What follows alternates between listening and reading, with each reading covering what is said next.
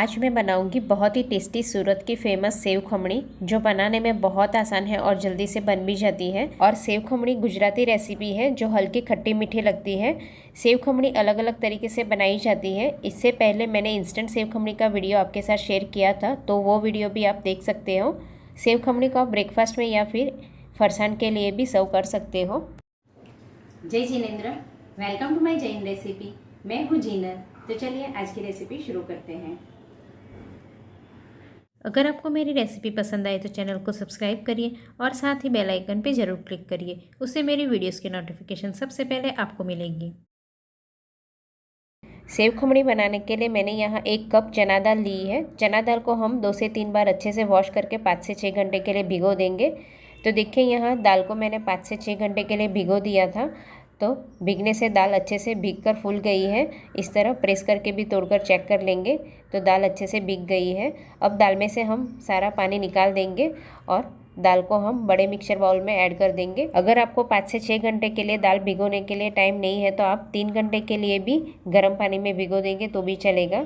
अब इसमें 1 टीस्पून नमक, 1/8 टीस्पून हल्दी पाउडर, 1/4 टीस्पून हींग और 2 हरी मिर्ची को कट करके ऐड करेंगे। आधी टीस्पून सूंठ पाउडर और 1.5 टेबलस्पून चीनी ऐड करेंगे, क्योंकि ये सेव खमणी थोड़ी मीठी अच्छी लगती है। अब इसमें 2 टेबलस्पून नींबू का रस ऐड करेंगे और 1/4 कप पानी ऐड करके इसे हम ग्राइंड कर लेंगे। तो देखिए ग्राइंड कर तैयार है। तो इसे हम एक बाउल में निकाल देंगे। तो इससे ज़्यादा हमें ग्राइंड करने वक्त पानी ऐड नहीं करना है। मैं आपको पास से भी बैटर का टेक्सचर दिखा रही हूँ। देखिए इस तरह हमें दरदरा ग्राइंड करना है, एकदम फाइन पेस्ट जैसा ग्राइंड नहीं करना है। तो हमें ग्राइंड करने वक्त पानी ऐड नहीं करना है। अगर पानी ऐड करके ग्राइंड करेंगे तो ये फाइन पेस्ट जैसा ग्राइंड हो जाएगा। अब इसमें हम 2 टेबलस्पून पानी और ऐड कर देंगे और एक बार अच्छे से मिक्स कर लेंगे। अब इसमें 1 टेबलस्पून ऑयल ऐड करेंगे और एक बार अच्छे से मिक्स कर लेंगे। तो इस तरह थोड़ा सा ऑयल ऐड करने से सेव खमणी लंबे समय तक ड्राई नहीं होगी। अब ऑयल ऐड करने के बाद बैटर को हम 4 से 5 मिनट के लिए अच्छे से फेंट लेंगे, जिससे ये बैटर एकदम हल्का हो जाएगा। और देखिए कलर भी थोड़ा चेंज हो गया है। तो एक बार अभी हम चम्मच से मिक्स कर लेंगे। तो देखिए इस तरह फेंटने से बैटर की कंसिस्टेंसी थोड़ी लूज़ हो जाएगी। अब इसमें आधी टीस्पून इनो ऐड करेंगे और अच्छे से मिक्स कर लेंगे। क्योंकि हमने बैटर को फर्मेंट नहीं किया है तो हमें सॉफ्ट बनाने के लिए थोड़ा सा इनो ऐड करना ज़रूरी है। तो देखिए बैटर भी अच्छे से फूल गया है। अब इसे हम ऑयल से ग्रीस की हुई थाली में सारा बैटर ऐड कर देंगे और सारा बैटर ऐड करने के बाद हम एक बार हाथ से इवनली स्प्रेड कर देंगे। बहुत ज़्यादा हमें टैप करने की ज़रूरत नहीं है, सिर्फ इस तरह हम थोड़ा स्प्रेड कर देंगे।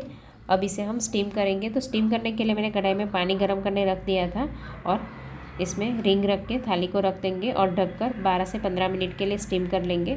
तो देखिए 15 मिनट के बाद ढक्कन खोल देंगे और नाइफ़ से हम इस तरह चेक कर लेंगे। तो नाइफ़ एकदम क्लियर है, यानी ये अच्छे से स्टीम हो चुका है। और स्टीम करने के बाद हमें 8 से 10 मिनट के लिए ठंडा कर लेना है और 8 से 10 मिनट के बाद हम नाइफ़ से कट कर लेंगे। तो मैंने यहाँ सिर्फ 4 पार्ट में ही कट कर लिया है। तो देखिए मैं आपको पास से दिखा रही हूँ, अंदर से भी एकदम सॉफ्ट और जालीदार बना है। तो हम सारे पार्ट को हम अलग कर लेंगे और एकदम ठंडा कर लेंगे। तो सेव खमणी के लिए ये ढोकला हमें एकदम ठंडा होना देना बहुत ज़रूरी है, तब भी हम इसे अच्छे से ग्रेट कर पाएंगे। अब इसे हम ग्रेटर से ग्रेट कर लेंगे। आप चाहो तो इस तरह हाथ से भी क्रम्बल कर सकते हो, पर ग्रेटर से ग्रेट करने से सारा खमन एक सरीखा निकलेगा। तो हमें इस तरह ग्रेटर से ही ग्रेट करना है। पर ग्रेटर से ग्रेट करने के लिए एक चीज़ का ध्यान रखना है कि ढोकला को एकदम ठंडा कर लेना है। अगर ढोकला थोड़ा भी गर्म होगा तो अच्छे से ग्रेट कर नहीं पाएंगे और खमन भी अच्छे से नहीं निकलेगा। तो हमें एक चीज़ का ध्यान रखना है कि अच्छे से ठंडे होने के बाद ही हमें ग्रेटर से ग्रेट करना है। तो देखिए यहाँ मैंने सारा ग्रेट कर दिया है। अब इसे हम तड़का करेंगे।